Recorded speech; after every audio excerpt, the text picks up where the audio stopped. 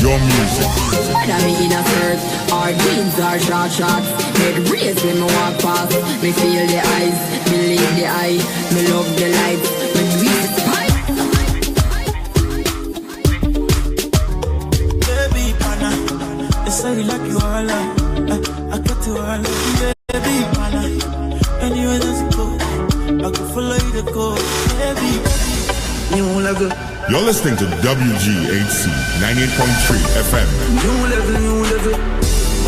New level, new level. New level, new level. I them turn Tony in a rebel.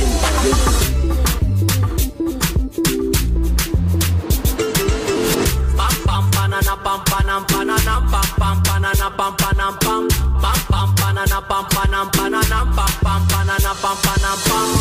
Your voice, your music, your station. WGHC 98.3 FM.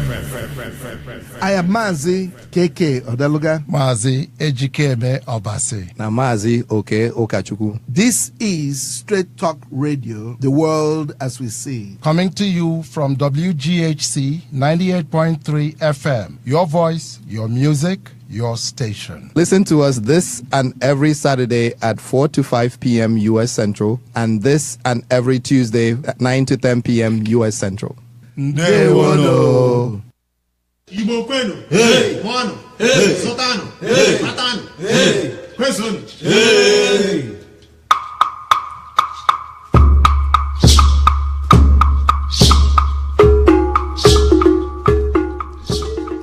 Hello, good evening, listeners, both in Chicago, U.S., and all over the world. We welcome you again to another episode of Straight Talk to You. With me today is Mazi Ejikeme Obasi. I am Mazi KK Odeluga.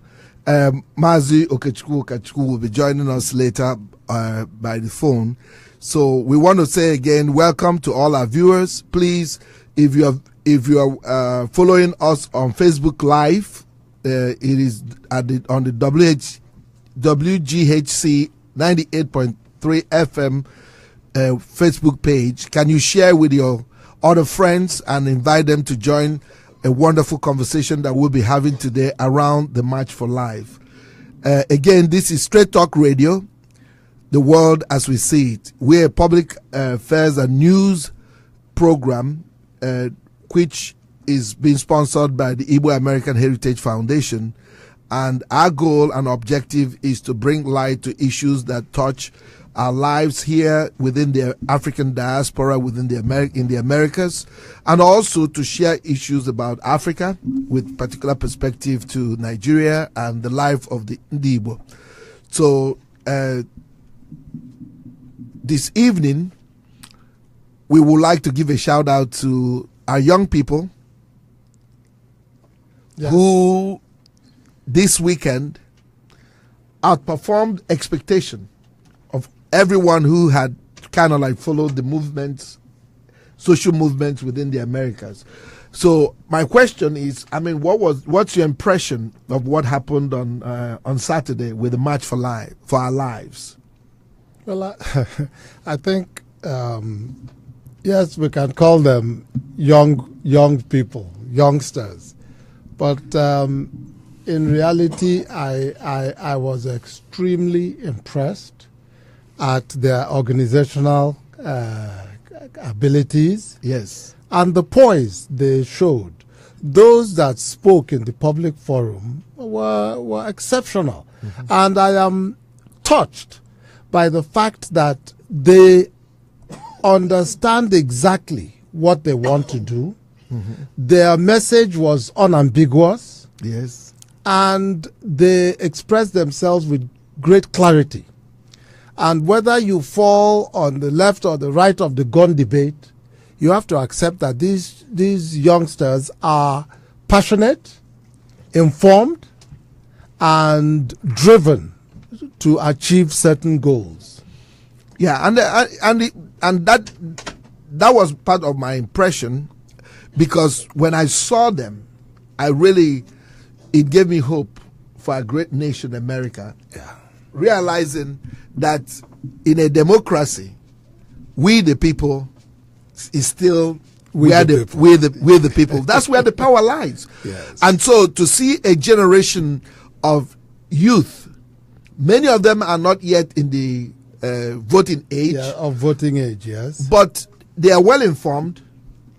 They understand the way the system works, and they are willing to put their feet where their mouth is, which means they were willing to organize, and they understand that in a democracy, it's activism that brings about change and to bring about results. But the larger question I would like to really see your perspective on is, why have we gotten to the stage where the youth will now have to rise up? Because their parents have abrogated their responsibility. This issue of gun violence is not new. Yes. In fact, over the past 20 years, it has been debated, especially with the last president, Yes. Barack Obama, on several occasions, because there were also a lot of school shootings when he was president. He did try to move the debate to where at least we could have consensus on things that might be done to reduce gun violence in America. Yes. We, the adults, were so busy squabbling over party position and whether you are red or blue and what your affiliation to the NRA was, that nothing was done. So the children, and I really like the message, save our lives. Yes. Stop talking. This is not about politics. This is not about elections. This is not about retaining your seat. It is about saving our children so that they can live to become tomorrow's adults. Yes, we would like to welcome our co-host, Mazi Okechukwu. Can you please greet our listening audience?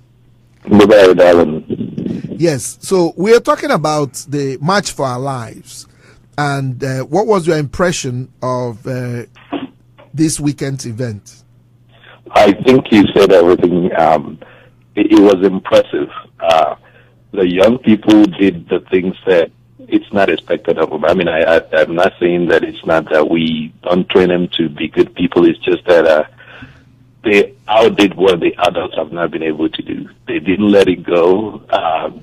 Despite the chastisement by some people, despite the hush, we know what we're doing, we're older than you, they are continuing to push it.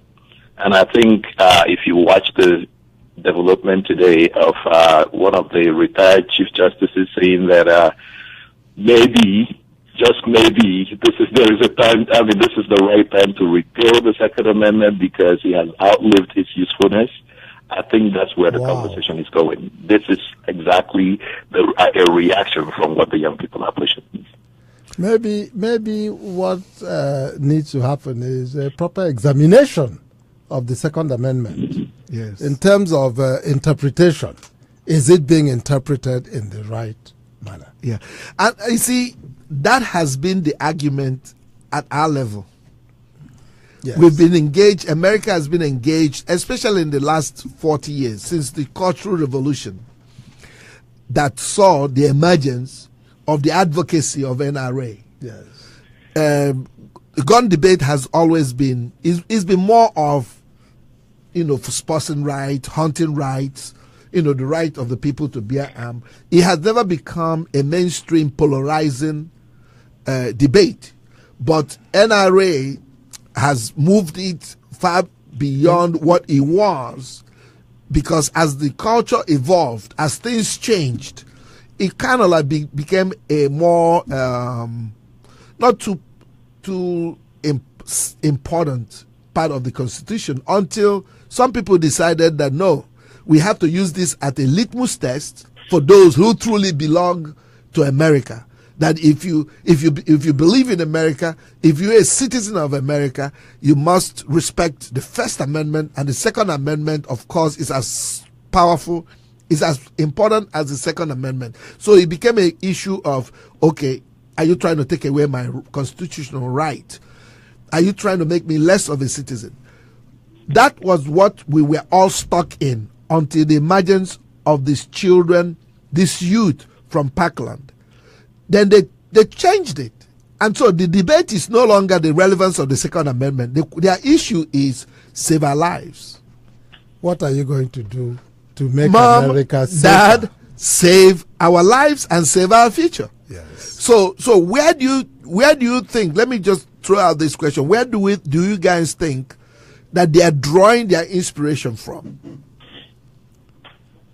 What are the things that have kind of like motivated them to do what they're doing? Because I mean, for most pundits in the media, they anticipate that this will wane away, that this will move away, and I think some of the adults kind of like say, okay, let's wait this out. The emotions are raw, emotions are high. Maybe this will fade away. Once they go back to school, start doing homework, doing their assignment. What is different now? Well, I think I was part of the adults who were saying that this would dissipate and go away because I keep saying that I've seen so many movements before by the adults where we get all riled up when something happens and it has to do with a mass shooting, somebody with a gun. And like I said before, a congresswoman was shot, and I said, oh yeah, well, definitely something is going to change. That didn't change. A congressman was shot. I'm thinking something is going to change. It never changed. And when the young people started, I was one of those saying, well, we've seen this before. But I think what's giving them the impetus and keeping them on the subject is, one, they're not like the adults who are fickle and get like the dog with the squirrel. We get distracted so often. When it's squirrel, we change the ear and get distracted again. I think also this is a pain moment for them. I mean, this has been happening over and over and over again, and they've trusted the people in charge, the adults in the room, to keep them safe, and we haven't. So this pain has gone beyond what they could bear. This is just one too many things that are happening, and they're just saying it can be normal. This is not happening in any other country. So I think the pain is so much that they are not going to let it go. I think the pain is one of the pushes and the fuel for the movement, but I think their inspiration is also coming from, we just saw the women matches that went on. Yes. So there are recent events that are telling them this is the way to do it. The activism is a way to get what you want, to get people to see your pain and actually to be able to express similar pain. If we look in history, the women's suffrage, the civil rights, even the Tea Party, if you could imagine that, I think are all parts of the things that they're looking at and saying, if we want to make a change, we have to walk on the streets and put our money where our mouth is. Yes. If I may indulge you guys, I went to their website. It's interesting what their mission statement is. And let me maybe just read it over the airwaves. It says, not one more. We cannot allow one more child to be shot at school. We cannot allow one more teacher to make a choice to jump in front of a firing assault rifle to save the lives of students. We cannot allow one more family to wait for a call or text that never comes. Our schools are unsafe. Our children and teachers are dying. We must make it our top priority to save these lives. March for Our Lives is created by, inspired by, and led by students across the country who will no longer risk their lives waiting for someone else to take action to stop the epidemic of mass school shootings that has become all too familiar. In the tragic wake of the 17 lives brutally cut short in Florida, politicians are telling us that now is not the time to talk about guns. March for Our Lives believe the time is now. Okay. On March 24, the kids and families of March for Our Lives will take to the streets of Washington, D.C. to demand that their lives and safety become a priority. The collective voices of the March for Our Lives movement will be heard. School safety is not a political issue. There cannot be two sides to doing everything in our power to ensure the lives and futures of our children who are at risk of dying when they should be learning, playing, and growing. The mission and the focus of March for Our Lives, is to demand that a comprehensive and effective bill be immediately brought before Congress to address these gun issues. No special interest group, no political agenda is more critical than timely passage of legislation to effectively address the gun violence issues that are rampant in our country.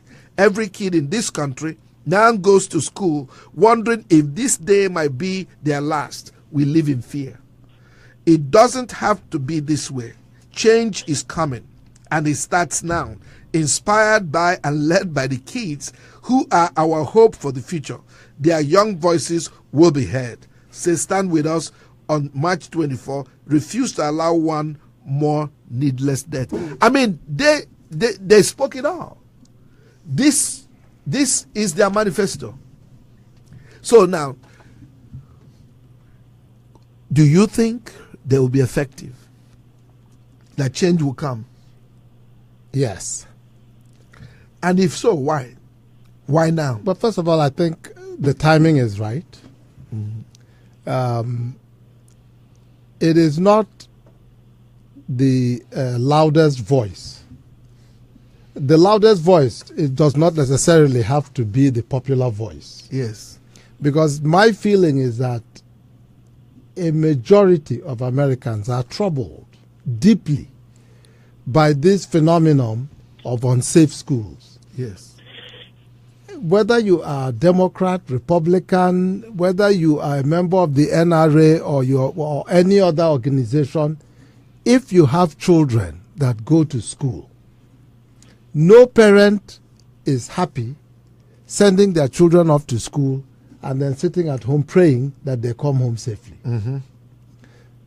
There has been a crescendo of school killings that I believe has created deep unease among a lot of the populace in America, only that it has not been given voice. Yes. So what these children really are doing is giving voice to the thoughts of a lot of Americans. And my feeling is that as long as they keep going at it, eventually this is going to become an issue in the legislature. And we know that immediately members of the House or Senate recognize that their votes may be at stake. Suddenly opinions change very quickly.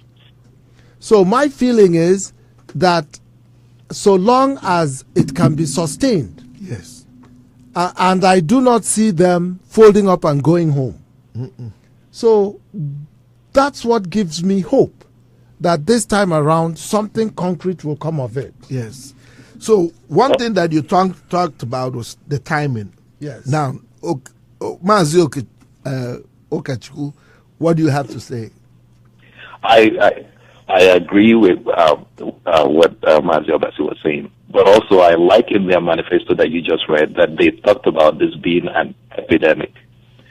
Not so. I mean, in our recent history, the Congress and the current administration looked at the opioid epidemic as what it really is, a healthcare crisis and an epidemic, and are doing something about it by declaring it a national emergency. I think the mass shooting in the U.S., especially the school shooting, has reached almost the same kind of epidemic proportions, that we have to declare it not just an epidemic, a national crisis, but also a health crisis for the kids in school.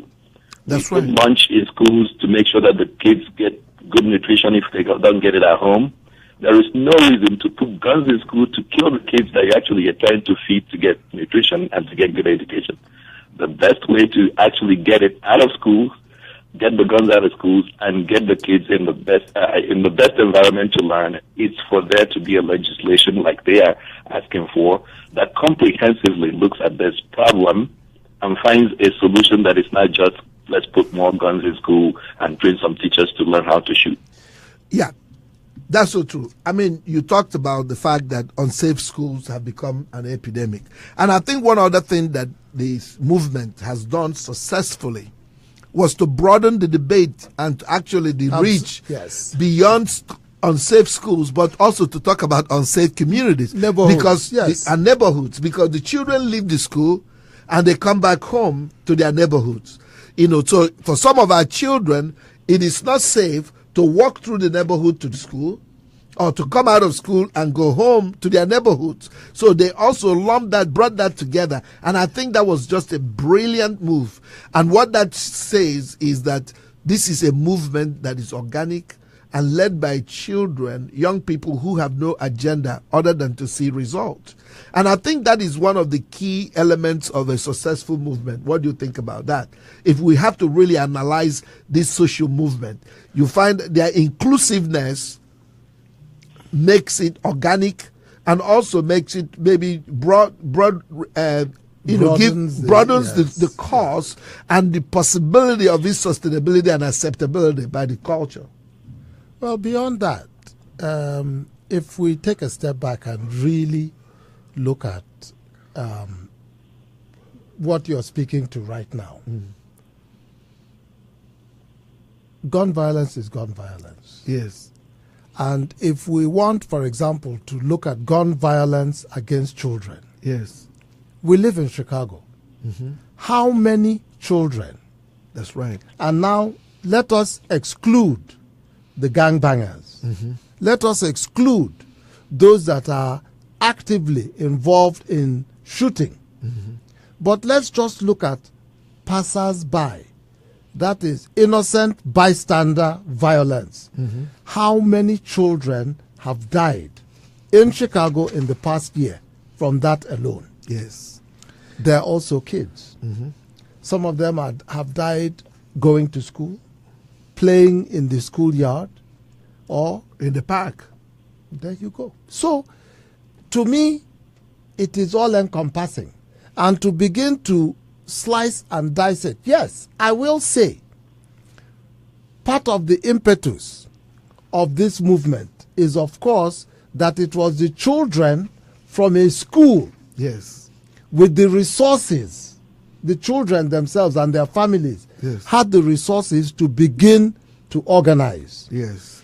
And it is heartwarming that they recognize that this is not a white suburban issue. Yes. It is an American issue. Yes. And I think what they're trying to do is to say violence is violence regardless of where it occurs. We are all Americans. We are all in the same tent. Yes. Yes. So I agree. I think their focus on gun violence, because I think that's what that brilliant move is all about, not just the safe neighborhoods.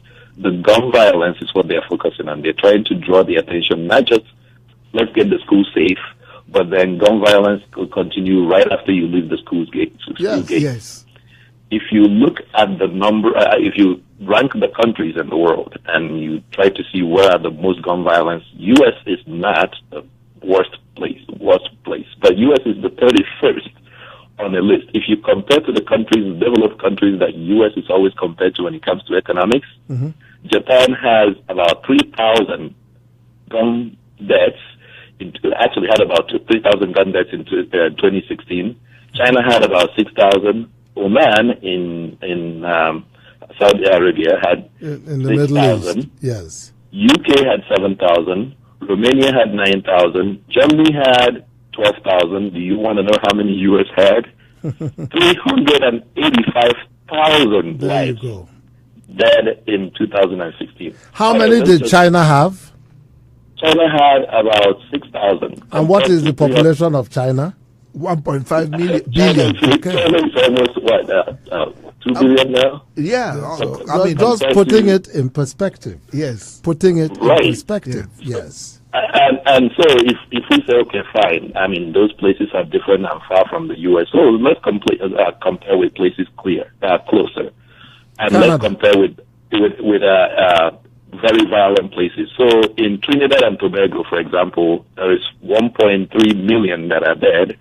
Trinidad and Tobago, it's very poor compared to the U.S., which has 385,000. Okay, maybe, all right, that's not a good place to compare. Let's compare to China, and I mean, we talked about China, but let's compare to Southeast Asia and maybe the Middle East.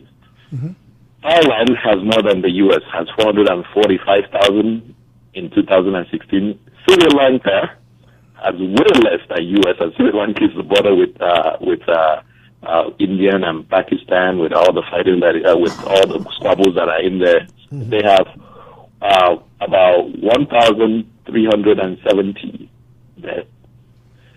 Seychelles, Cambodia, all have less than tens of thousands dead. US and these are areas where there are conflicts. So part of the numbers, these are not domestic. These are not domestic. No, I think yes. Let's look at Sudan. Sudan has a lot of conflict. Sudan has 58,000. Sorry, that are there. U.S. still has 385. Yes. Let's talk about Yemen, where U.S. using drones have been trying to get Al Qaeda and all the other terrorists killed. They have 14,000 deaths in 2016 gun violence, and Iraq has 428,000. U.S. 385,000. So the difference between Iraq and the U.S. is less than 40,000. Yeah. So anyway, no doubt that we have a problem here, but thank God that our young people, which is like what Ndibo will say, that it gets to a point in life now, umuaka ekpulunkata n'isi that there comes a time in the life of a community where maybe the young people can cover their head and their face to be able to speak truth to power. But these young people are open-faced, bold, and straight in what they are demanding. And I like what you said, and that is so critical as we discuss activism as part of resistance or solution to violence. Their activism is not just haphazard. There's a focal, they have a rallying call, March for Our Lives, which is understandable, which really, in the wisdom of that call, if you compare it with Black Lives Matters, which was another youth-led movement, yes, it sounded like, and that became the very undoing of that beautiful and very important movement. It looked like that the Black Lives Matter was exclusionary, where in our community of color, people were saying, oh, we are the only, and so some people began to have the other exchange. Okay, all life matter. So that is part of something that in your messaging, sometimes it is wise to be inclusive and to make it and really address try to bring everybody as much as possible into your issue that you can. Like they've done brilliantly with this movement. What do you think? Well, let me just start by saying that anybody who heard the term Black Lives Matter that lives in the United States and chose to interpret it as only Black Lives Matter was making mischief. Yes. So I don't think, I will not give credence to that at all. It was mischief makers because it was very clear the rationale behind that watchword Black Lives Matter. It has history to it. Well, so we will, but I will, however, agree completely with what you said. The way you frame your message is important. The way you frame your message is important. I promise you, right now, as we speak, there are a lot of people here in the United States that are picking holes in this debate, trying to find ways to disparage it, trying to find ways to bring it down. That's right. Trying to find ways to make it what it is not. Yes. All in an effort to prevent the movement to get to where it's supposed to go. Yes. So, in that sense, I absolutely agree with you. If you are not careful, you can have a wonderful, wonderful thought about what to do. and it is right, and it is proper, and most people will see it as the right thing to do. If your message veers slightly, other people will come into the breach and turn it into something that you did not intend it to be. Yeah. Because that's what people are trying to do with the Black Lives Matter movement. Okay. And I'm not sure they're succeeding anyway. Just my opinion. Let me ask you, Mazio Okachukwu, is what role do you think the social media or the new platform of interaction and communication, what role do you think it has in this movement? Well, we are in the 21st century, so I like that they're using all the tools that are available, including social media. Since the Arab Springs, social media has proven its worth to be a tool for organization and a tool for assembly for people to get their news faster. It's much faster than the town crier that we had in those days, or the smoke signals and the telephones, and they've used it brilliantly. I've gone to their website also, matchforlife.org. Oh, yes. And you could see how they are organizing and their presence, not just in the web media and the web and in the social media. I think they are using the tools that they are born with, and they understand much more than even the tweeting president and all the people. They are using it brilliantly. I want to actually talk about Black Lives Matter for a second.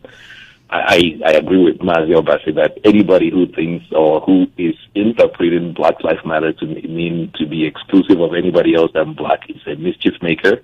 I also agree that their messaging needs to be much more inclusive, but I also understand that it's because of how it happened and what happened that Black Lives Matter message came out the way it did. But there is plenty of time to also be able to tailor the message and make it better, similar to the civil rights. Make sure that you are fighting for the right things and not just and not be on the defensive a whole lot of times.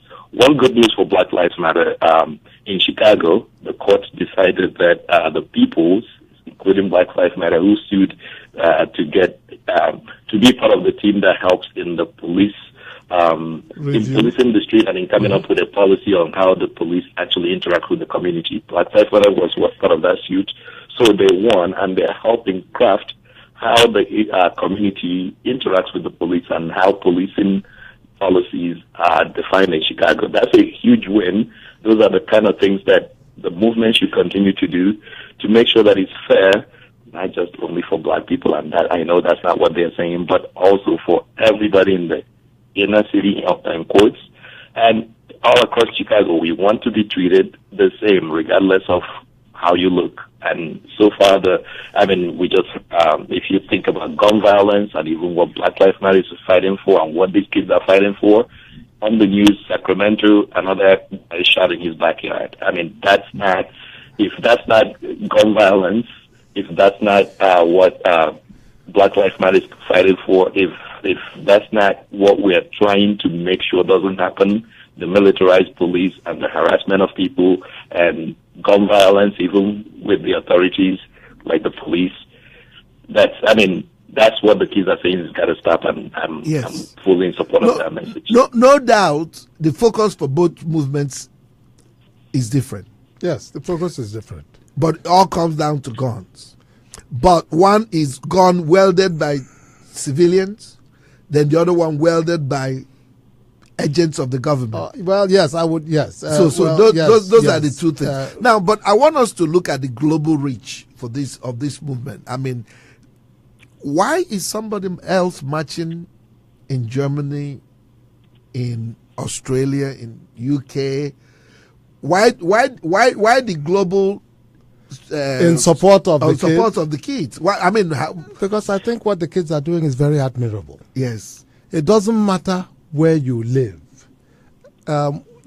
We are all human beings, and in as much as we like to divvy ourselves up into these little pockets and try to show how we are so different, yes, you know that the bonds that hold us together, what we have in common, is a lot more than what divides us. Yes.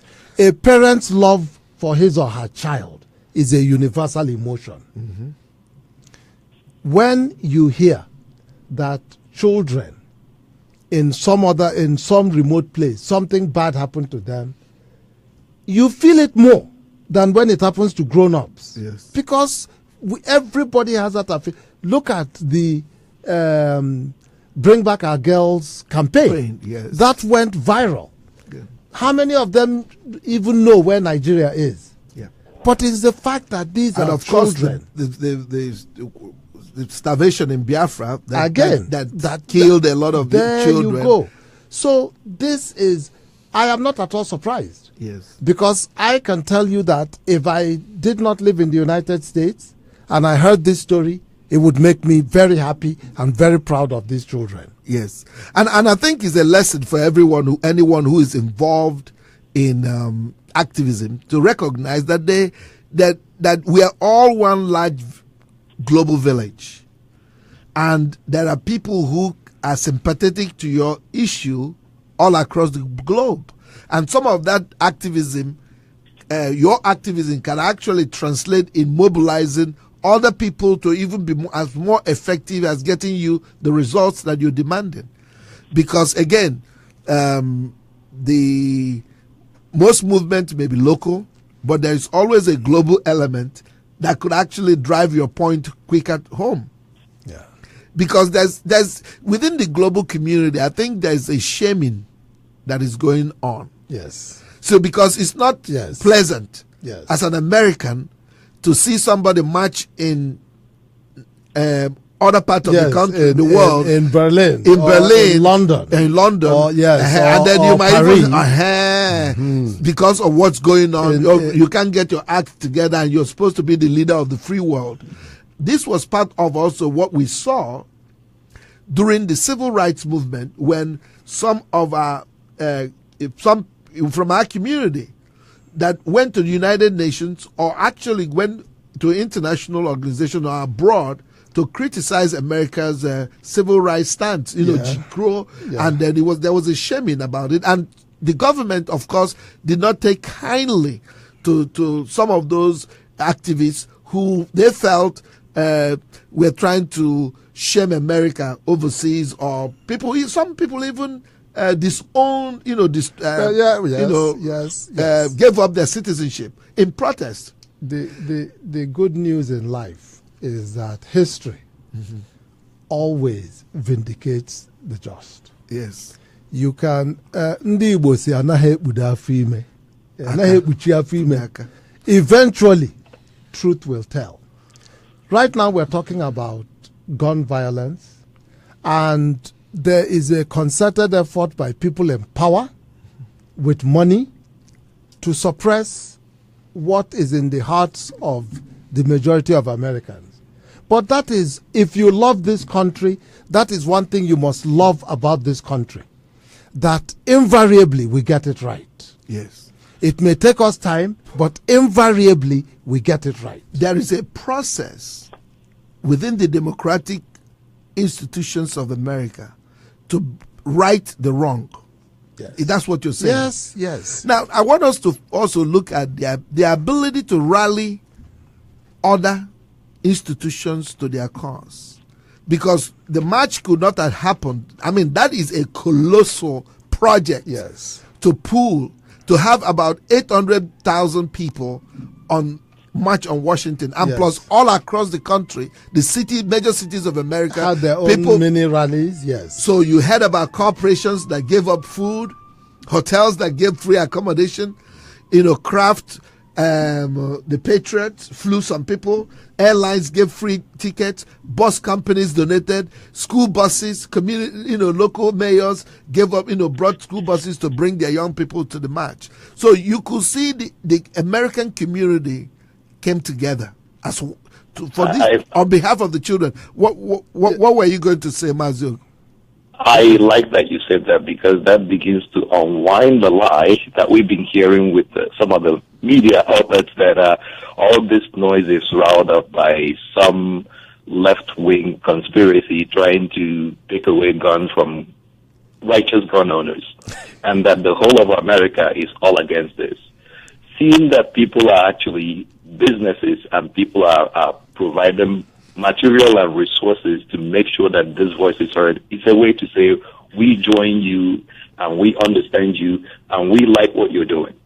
What they're saying is we have to, and even the parents and the people who run these companies are saying we're not going to cower anymore to the NRA and the special interest. We want to have an honest discussion about this. It's a way for them to vote with their resources and money and say this needs to be discussed and resolved right now. And I don't think people should be unkind or talk in a disparaging way, to those who have made some contribution, because I can imagine as a father or grandfather or grandmom as a mother, and then your children or your grandkids come to you and say, Grandpa, what are you doing to support this movement? And you say, they want to take away my gun.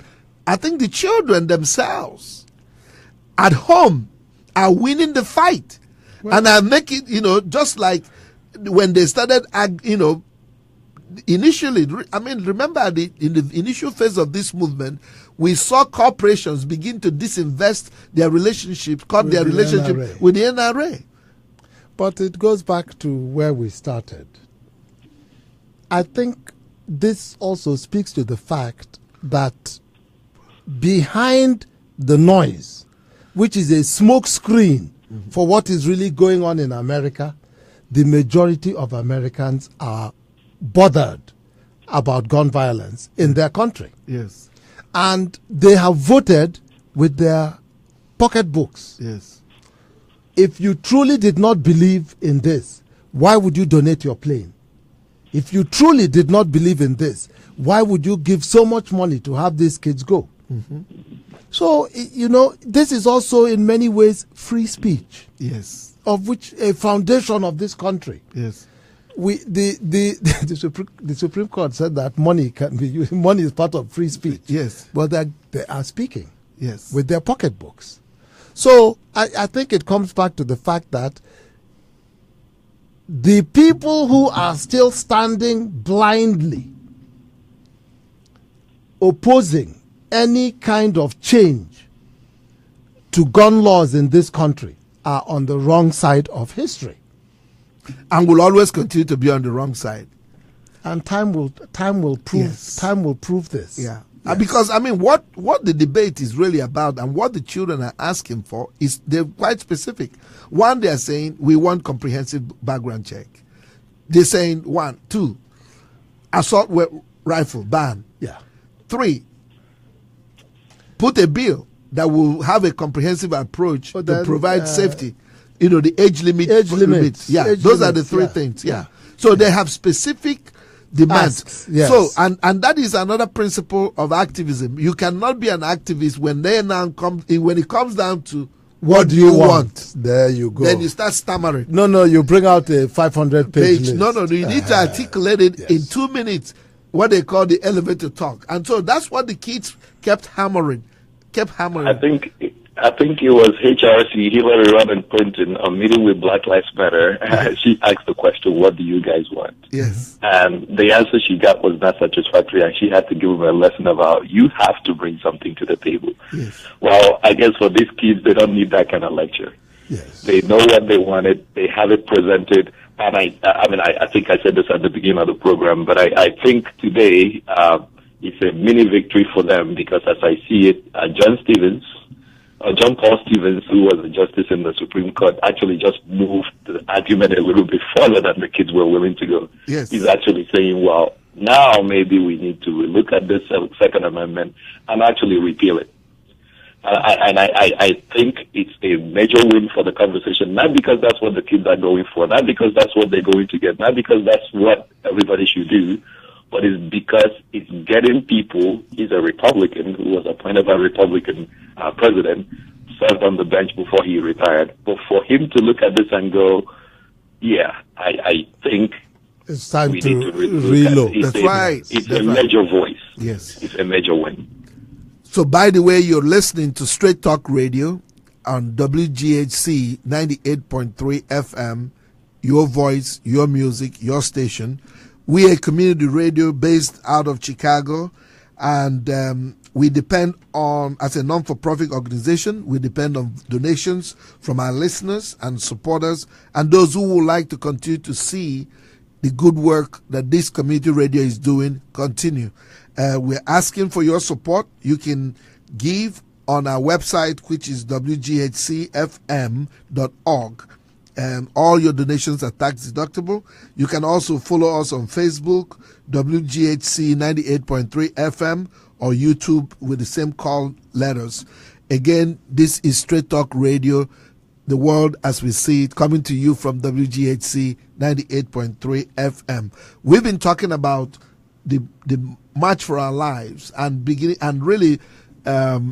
analyzing it and having a conversation around it, some of the strategies that we see unfolding before our eyes, and also the impact that the movement is having. Because this is almost like we live in an era of disinformation. How have they been able to keep the messaging clear? Well, I think because they have stayed focused. Yes. They have not allowed themselves to be distracted. I am actually, I would be very interested to find out, especially in some of the social media outlets that we have, if disinformation has started coming around. I mean, all of us are listening to the Facebook, what's the company in England, the British company that has hijacked data. Oh, okay. And can now use it to sell disinformation. Yes. So, because that is also part of the world we live in today. Yes, Cambridge Analytica. Cambridge Analytica. Yeah. Thank you. I mean, yes. there's already been some people tried. Mm-hmm. You know, Emma Gonzalez, one of the student leaders. Okay. You know, I think she had done a promotional video with Vogue. Okay. Tearing it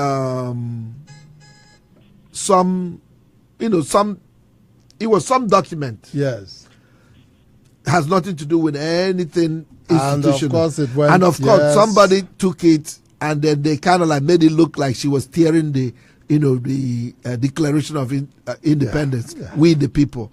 And so they try to make it look like, they already, because I mean there's so much assault on her and one other young man, because I don't know why they are picking on her. Oh, I think I know. What is her name? Gonzalez. So it will be she easy. She must not be through America. Through, and you see that is when we start moving down that path. Because this is standard tactics. Yes. For fighting. When you have no facts to fight with, you fight dirty. Yeah. And so you play the race card. Yes. Play any card you can. Yeah. Yes. But the difference again is that a lot of these children, and that is again something that is hope for America. These children are not so torn or so divided by race.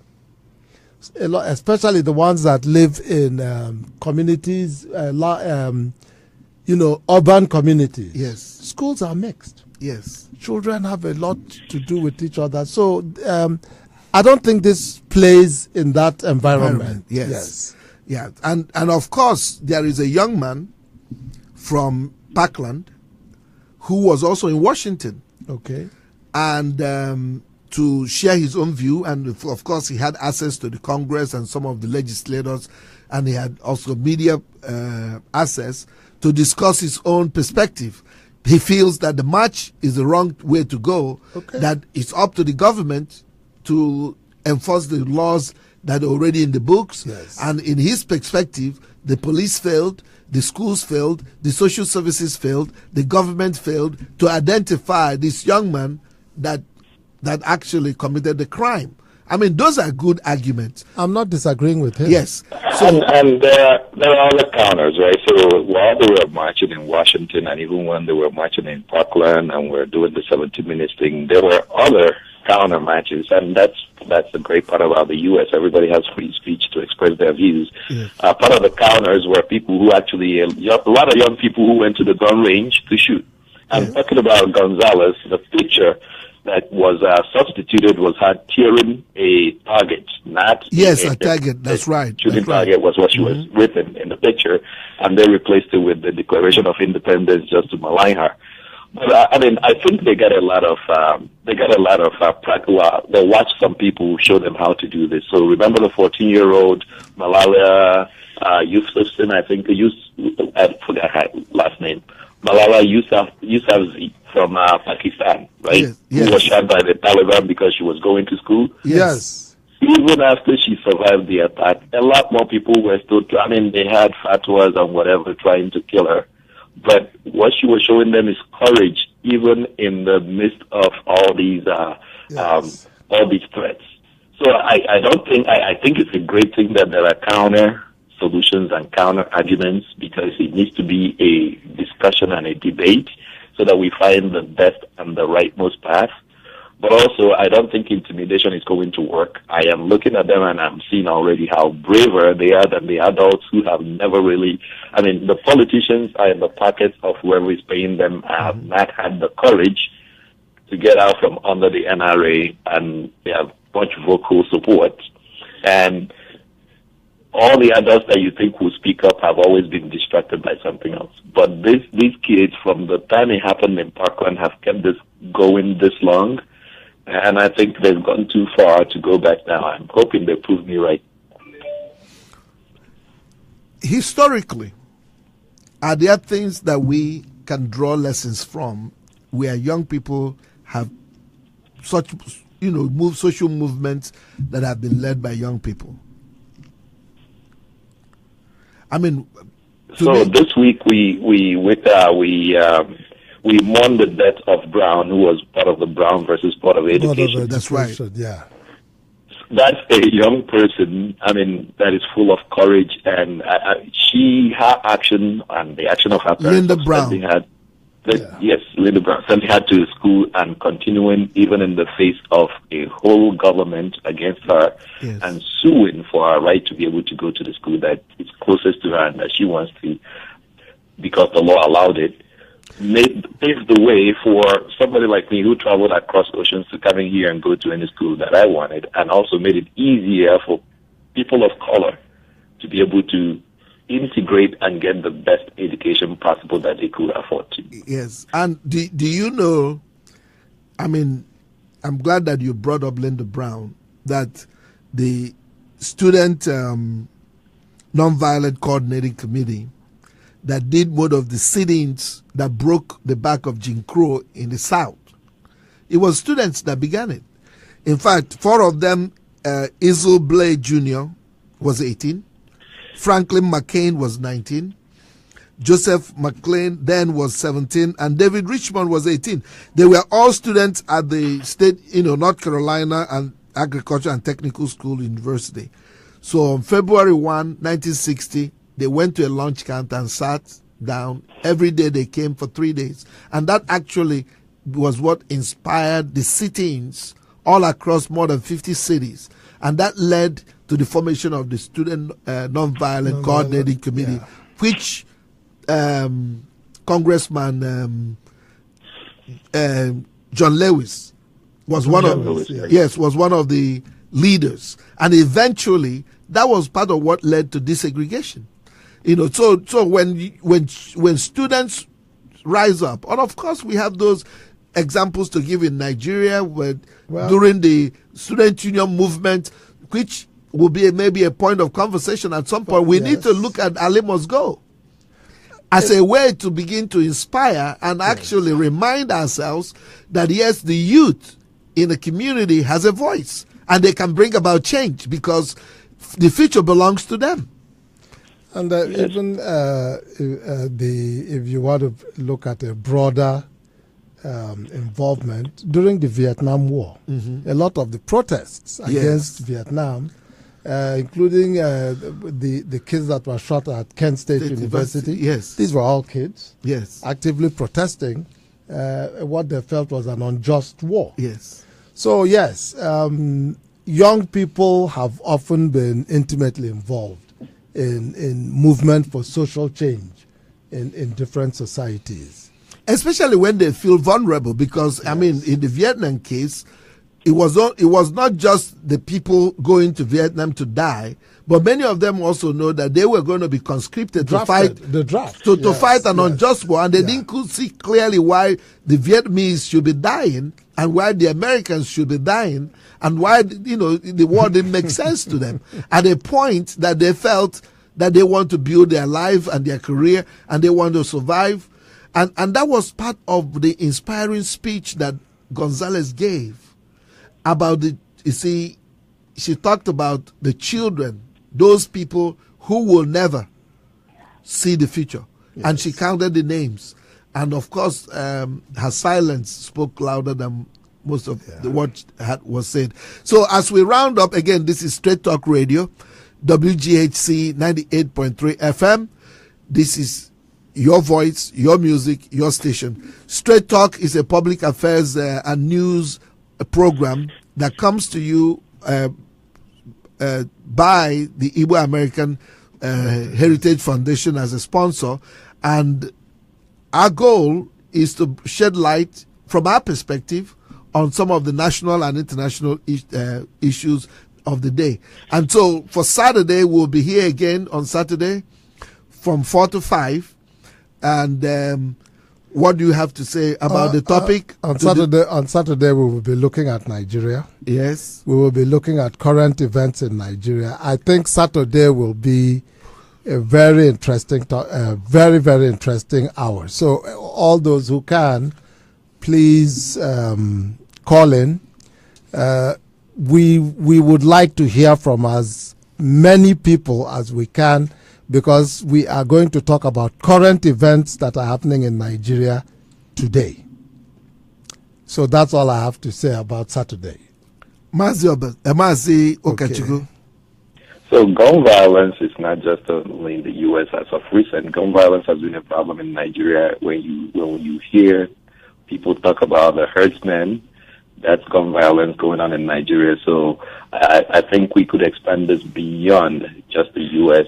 It's just recent to us and fresh to us because we're in the U.S. But before I leave, I had some statistics from one of our listeners reminding me that only 3% of Americans own half the guns in America, and 78% of Americans do not own guns. I'm not sure of the numbers. I will check them, but if that's really true, then we are trying to convince the government that the 3% don't have to own automatic rifles, and that they could actually do with the guns that they already have and do their hunting and their shooting, and that we shouldn't have weapons of mass destructions in the hands of everybody that especially people who shouldn't have them, and that we shouldn't put our kids in danger by leaving weapons of mass destruction on the streets. Thank you so much. The children in Parkland, Florida, are telling us that they're tired of living in fear as they go to school and as they come home to their neighborhoods and their communities. And there are quite a great number of people, millions of people, especially in the Southeast where many of us have our ancestral home, living in fear. Igbo land is people live in fear in Igbo land. And again, all across Nigeria, in the Middle Belt, in the Yoruba land, in Kanuri land, in Nupe, Idoma land, all across Nigeria, people are living in fear because of unabated violence that is perpetrated through the agency of the government or by the support of the government.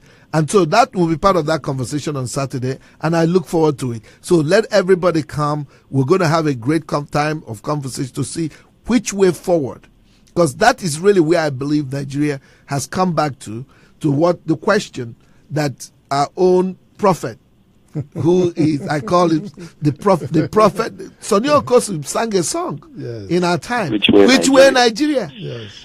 Well, that is an interesting conversation. Something Mazioke said just struck me. It says, only 3% of Americans own half of the guns in America. Mm-hmm. what percent of Nigerians have decided that Nigeria will not be a country? That's the question. We will talk about it on Saturday. Thank you so much, and please stay tuned. Join us on Saturday for another episode of Straight Talk from 4 to 5 p.m. Central Standard Time. Kachifonu. Ndewonu. Good night. Mazio Kachiku. Kobo. Dalonu.